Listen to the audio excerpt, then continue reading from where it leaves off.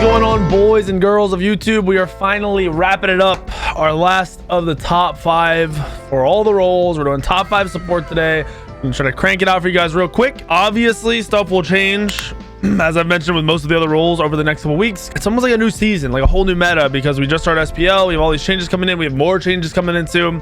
So as stuff changes, I'll put out more of these and we'll talk about stuff. But for now, this is what we're seeing. This is based off of just patches, what we've seen before the patch and the current SPL. Luckily, support, we can pull some of the stuff from the current SPL and what is being played.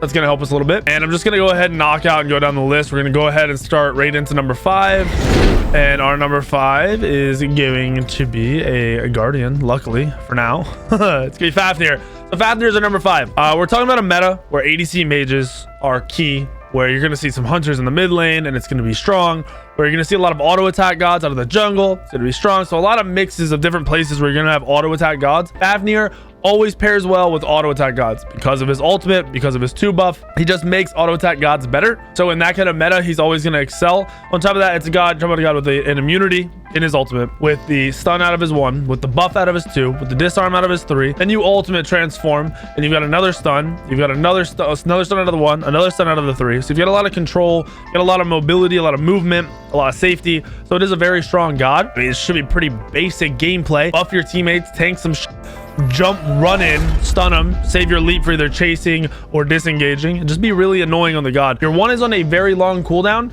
so make sure anytime you're actually looking to start a fight or follow, like get your team to follow up off of you, you let them get into position to follow up off of your stun. I can't say and tell you enough how many times I see Faenir's run in, stun ends, and then their team finally shows up. So please just make sure you're letting your team catch up when you are playing Faenir. That's the biggest downside to him I'm seeing right now. And then on top of that, we're going to go ahead and go over the Faenir build, which should be very, very simple and very, very straightforward. You've got Shoes of Focus for the cooldown, Call of Thebes for all the defense and the auras and the stats, Relic Dagger for the cooldown, for the stats, for the price because it's so cheap, and the fact that it lets you have your actives up more. Genji's Guard is going to be the magical defensive item of choice. If they have a magical ADC that you're laning against, you're going to want to move Genji's to here, and then you can decide whether you want Genji's or Onis. Genji's if you're going to be spamming a lot of abilities and you want the cooldown a lot. Onis if you're just going to be frontlining and in their face a lot and you want to reduce that damage. Onis is a very, very strong item. You know what Onis is? Onis Hunter's Garb. Very, very strong item. Genji's Guard going to be a little bit more aggressive, but still a strong defensive item. And like I said, if you're going against a magical ADC in lane, if it's especially if it's a Guardian and a mage, move this Genji's here so you're a little bit tankier. Otherwise, you can wait it out a little bit and move it over to this spot. And Onis is still fine in this slot as well. You just won't get cap CDR. So if you're playing without cap CDR, you won't be able to spam quite as much. Then we got Spirit Robe for the defense, for the CDR, Mantle for the defense, for the CDR, for the proc, obviously Spirit Robe for the proc. These relics are actually the wrong relics. I don't know what's going on. To be straightforward, we're moving stuff around with the website and I cannot edit relics. I don't know why. It will not let me. You should have a shell here. So hopefully my editor could just like put a shell over this, the shell active for your rune here on Faenir. You don't need blink. You can go blink if you're feeling aggressive and you're actually going to use it. It's a good way to engage and then have the 3 to safely disengage. But you're going to want a shell to start with, and then more than likely you'll look at a Belt of Frenzy. If they have a lot of auto attack gods, you might look at a Thorns. Really, that relic is just up to what you need. But Frenzy and Shell are really good. Blink and Shell are really good. Those combos, however you want to do it. There's the full build for this season. Starter is also not letting me edit it. I don't know why. For the starters, this is going to change as well. Guardian's Blessing, Boots 1, 4 health pots, Hand of the Gods. Boom. That's definitely right. And then late game, you're going to sell boots. You're going to grab yourself a Shogun's if you have a lot of auto attack gods in your team. Or if you're just being aggressive and you're doing a lot of damage, you're going to sell your boots for an E-staff. There's your full build for your Faenir. That's number 5 on the list. Number 4 on the list really shouldn't be too crazy or surprising. It's Cthulhu. He's absolutely farming right now. Just honestly, it's super aggressive, almost impossible to kill god. So he works well in the support role. You've got the ability base. You've got a lot of damage out of the 1. You've got the fear for CC. You have the 2, which is going to be amazing for just controlling a wave and also peel for your team and set up for your team with the slow into the root. Then your 3 is the dash, which is going to be used for you to be safety, as your safety or as your engage. It's got a stun and it's got the knockback, so it's going to displace them right into your team. So it's going to be a really, really good setup for you. And then your ultimate, essentially the ideal setup would be you 2 and then you 3 in and then you 1 and then you ultimate once you're in the fight so they can't kill you, or you'll just straight up 3 in and then ultimate so they can't kill you, and then you just start doing damage. Sounds easy, and it's honestly because it is really easy. So for Guardians, Cthulhu's build, go to the website, main, support build, Shoes of Focus, Stone of Binding, Gauntlet of Thebes. Stone of Binding, this is going to allow your team to be more aggressive. You have a lot of CC, which will proc this, so it's going to be really good for you and your team. Gauntlet to get your defense online. Relic, so you can spam a little bit, give you more health. Void Stone, so you can be aggressive and doing that damage. This is going to be a really good like carry support. If you're in the lower games, you can full carry out of support with Cthulhu. And then a mantle to make you tankier. Once again, for these relics, I do like blink or Cthulhu because you can blink behind them and then 3 into your team so you can safely engage, but also shell. And then if you aren't going to go blink, you're going to want shell and frenzy. Just can't edit these right now. And then starter items, I messed up here, didn't edit these. I actually can't edit this, I forgot to. Guardians, boots 1, 4 health pots, hog, boom, you're good to go. You're good to spam, do whatever you want. And then you're gonna sell boots for either more defense or E-staff. Just straightforward. If you want to, or you can go Soul Reaver if you're doing a lot of damage, you're not dying. Soul Reaver over boots. If you are dying, Spirit Robe over boots, or just something to make you tankier. Anything in the late game will be good. Even if you have auto attack gods in your team, the Shogun, stuff like that. Anything that'll help your team. And then really late, you're gonna want to sell the Stone of Binding, like I said, for the Soul Reaver or the E-staff, whichever one you haven't gotten yet. And there's your full Cthulhu build. He is really annoying, and he's actually gonna be making it through a lot. I think in the rank games, people are bad on him because they think you can just run at people and not have to build tanky, but you do. If you just run at them, you still have to position while you're all. You have to pay attention. If you're paying attention, the god is very, very, very strong for you in your team fights. Very disruptive, and going to be an awesome laning god for you and make your lanes a lot easier. Number 3 on the list, hurts me to say, but it's Ratatouski, dude. It's Ratamatosker. So with Ratamatosker, I'm just in game. I want to go over the acorns real quick. You got 2 defensive acorns. You've got the one that gives you 10% life, and then you've got the one that gives you more protections and gives you a second use of your 2. It gives you 2 uses of your 2. So you have 2 twos. 2 twos. If you are carrying in your games and running at them the whole time and spamming, the thick bark acorn is going to be what you want to do, so you have more damage out of your 2, just straight up. If you're playing more supporty rat, you're going to want to go evergreen acorn for the 10% max HP. That'll keep you alive and allow you to do more like guardian-esque things out of that assassin role because you have the extra health and it makes up for what you would be missing.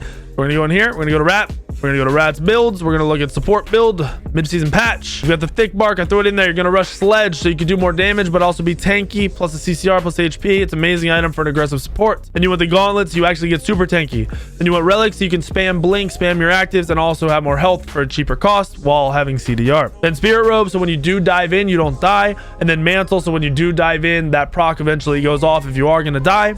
Once again, can't change relics. You're gonna want blink and shell for this god 100%. You're gonna use your abilities. You're gonna blink in, you're gonna 2, you're gonna 3 them, you're gonna 1 them to stay on them, you're gonna 2 them again, and then if you're dying, you're gonna ultimate back up. You're gonna wait for your abilities to reset. You're gonna re-engage with that CC, land on top of them, smack them, beat them up, do your abilities again. Your team's all gonna be doing damage during this, and essentially either you're gonna be carrying or your team's gonna be free casting. Really the way it is. I fucked this up so bad. Guardians into health pots and hand of the gods, and then you're gonna finish your acorn as soon as possible.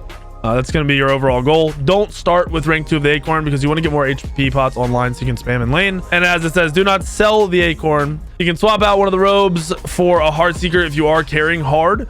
You could go heart seeker in here. You could put the mantle here, heart seeker. You go spirit robe, heart seeker, whatever you want for more damage. That's super risky though, so I do not really recommend doing that all that often. Second to last on the list, gonna be a warrior. Shouldn't be too surprising. It's gonna be Hirez. He's been on top for a while. You got a super aggressive god with a knock up, with a stun, with an engage, with a second engage on his ultimate, and then his 3, which is sustain for the team and also used as a disengage. So he's always safe. We're gonna go ahead and go on to smitesource.com. We're gonna go over to warriors. We're gonna go over to Hirez. We're gonna go to season 7 build. I'm gonna hope I updated this. I just can't do this. All right, so we got warrior tabby, so you can do more damage in lane rather than be tanky. You want to do a lot of damage early to get that pressure going. Then the sledge. Obviously, you know why. Strong ass item for an aggressive support. Gauntlet of Thebes for your team and so you can get tanky. Relic, cheap item, CDR. Pride win because once you engage on your ultimate, you're pretty much all in. Like once you take you and your team in, the only thing you have left is your 3 to disengage. You're all in with that pride win. It's going to give you the defense you need. It's going to give you the CDR that you are lacking. with the build at this point in the game, because you have none until you get Relic Dagger. So it gets you to 30% right away, and then Mantle of Discord, so you can survive. You'll have that cap CDR the rest of the match, and you're good to go. Blink first 100%, so you can engage and be really annoying. After like level 2, you can pretty much frag anybody. And then you want to go Shell to help your team. If your team is just fragging out, go ahead and you can get the Belt of Frenzy, but Shell's gonna be way better here. And then in lane, Guardian's Blessing, Boots 1, 4 health pots, Hand of the Gods. Then you're gonna sell Boots for defense. Just straight up, just sell Boots for defense and get tankier. It's going to be more value for you in the late game. In the late game, you're not going to be doing a lot of damage on Horus. It's just not how it works. And like I said, your team fights, you can blink in, knock up, you can stun somebody else, or you can stun in, knock up, and then your team can follow up. If they can't follow up, you just heal out, you disengage with your heal into your teammates, boom, you're out of the fight. If you need to chase after you do that engage, you're going to use your ultimate, take your team with you, land on top of them, boom. Perfect gameplay for Horus. Last on the list, first on the list, this shouldn't be surprising at all. We've been seeing this 24/7. The only scary thing for you guys is Quang's getting played a lot more. So play around that. You can still play Khepri in the Quang. It's just a lot harder. Khepri really good because decent landing phase, super safe god, resets your team, has good engage when you play it right, has good setup when you play it right with the root. Really, really hard to kill with the way the items are set up. He's just doing really well and has been. Straight up, supports are in a weird place where people don't want to be frontlining crazy hard late game with supports. Khepri allows you to do that. You root, you pluck, and then you sit in the back and you look for an ultimate until your abilities come back up. You block some autos, you're good to go. Here's the build.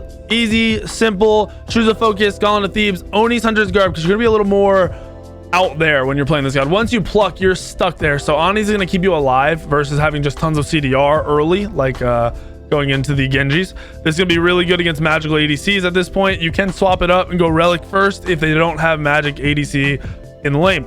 Then you're gonna go Relic, then you go Pride Win because you're gonna be ulting. You want the CDR, you want this huge amount of CDR at this point. It's very important. Plus you're a little bit tankier. Then Mantle of Discord, just so you can survive that little bit longer when they are diving you if you are going to die. You are going to 100% get a shell on this god.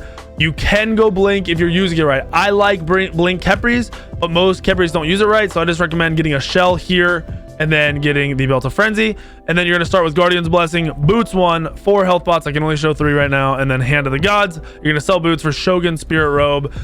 There's your full build. There's your top 5 supports. They are all very strong. And honestly, you can play whatever's more comfortable for you and whatever you can get a hold of, whatever's not being banned in your rank games. Let me know what you guys think. Sorry, stuff was a little not perfect because the website's being worked on, but it is what it is. You guys will be okay. You'll figure it out. Builds are there. Everything's there. Everything's available. If you guys like the video, drop a like, leave me a comment what you want me to open with once we get back around to top 5s. Are you going to want junglers right away once stuff is updated? I'm thinking solo's probably going to be the one that solos and hunters will probably shift the most over the next couple weeks into the next like 2 months. So I'll jump on those as fast as I can. And I think my next video I want to do is going to be top 5 reasons you die in Smite, or you are dying in Smite.